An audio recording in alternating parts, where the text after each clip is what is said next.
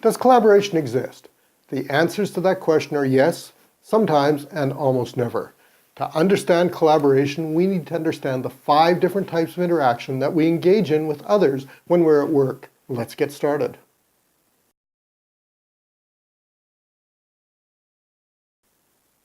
Hi, I'm Glenn from Tyra.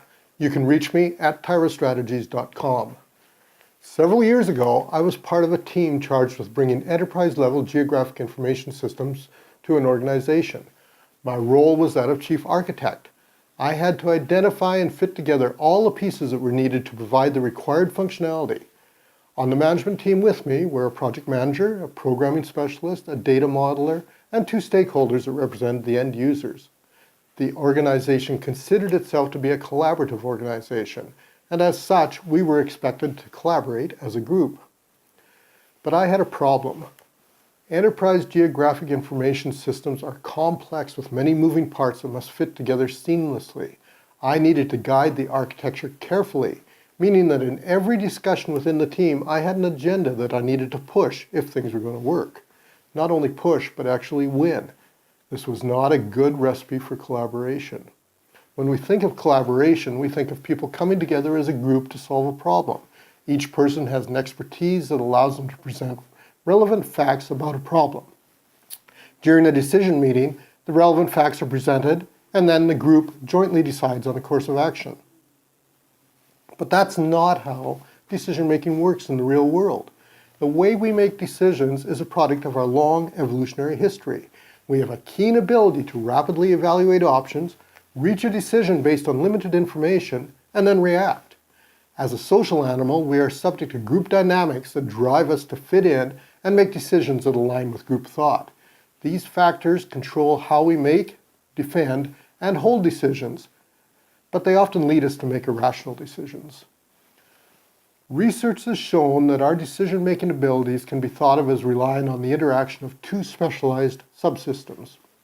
The first of these, called System 1, is driven by our subconscious. It provides the capability to rapidly sort through many options and present our conscious mind with an option that is deemed to be workable.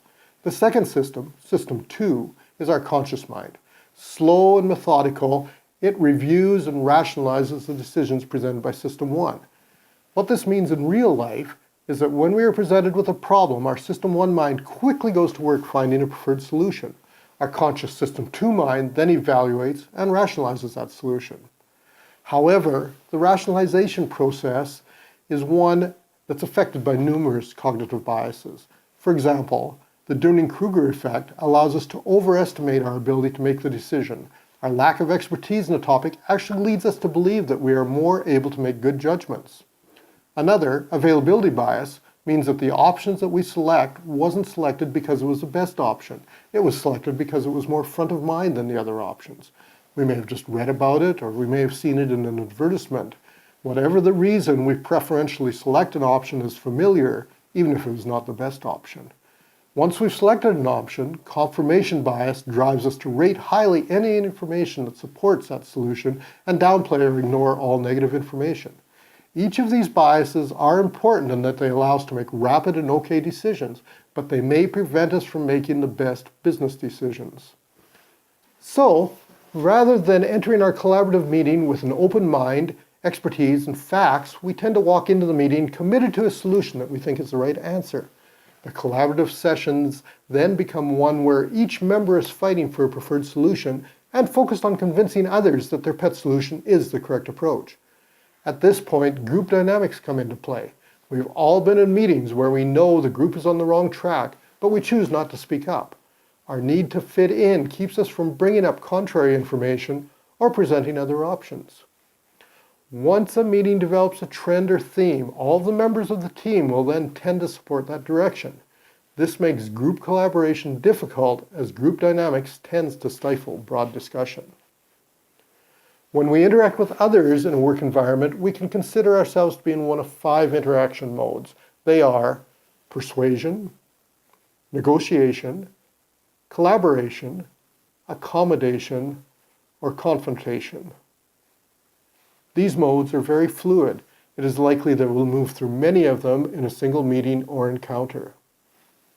As individuals, we spend an inordinate amount of our interaction time in either persuasion or accommodation mode. Persuasion is driven by our System 1 mind, while group dynamics drives accommodation. For almost any issue, our System 1 mind presents us with a preferred solution, and because of cognitive biases, we are prepared to defend and support that solution. One of the ways we do that is by attempting to persuade others of the righteousness of our choice.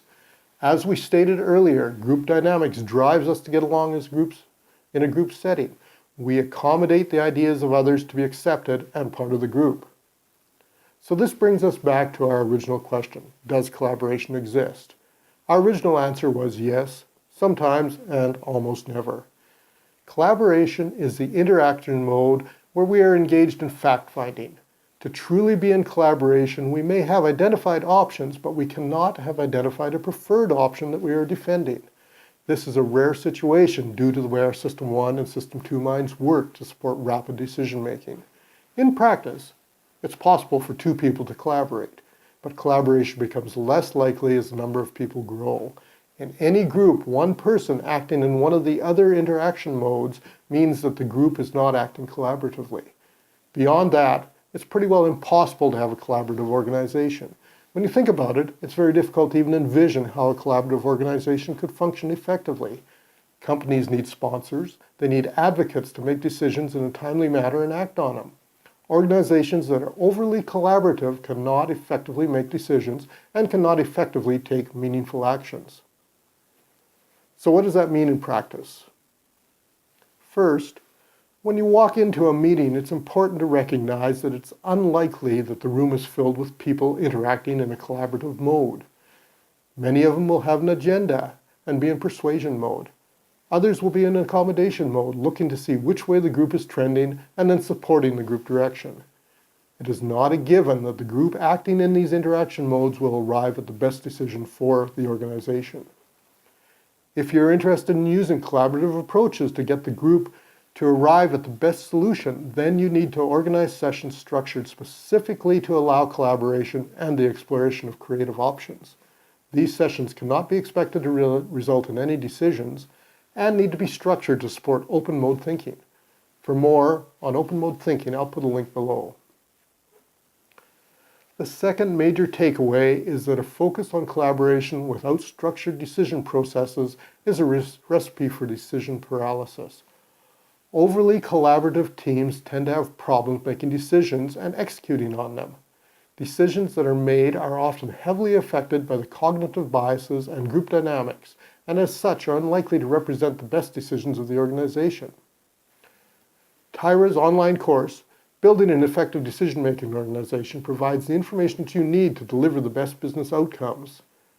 Tyra also has workshops to help you identify your organization's specific needs and develop a plan to move your organization forward. You can find information about our workshops on our website and the description of our online courses at Tyra Online. I've put links to both below. If you have anything to add to this discussion, please add them in the comments below. And if you'd like additional information, visit our website or email us at info@tyrastrategies.com. As usual, like or subscribe, and since we promise not to deliver videos on a regular schedule, hit the bell to be notified about the next one. Bye for now.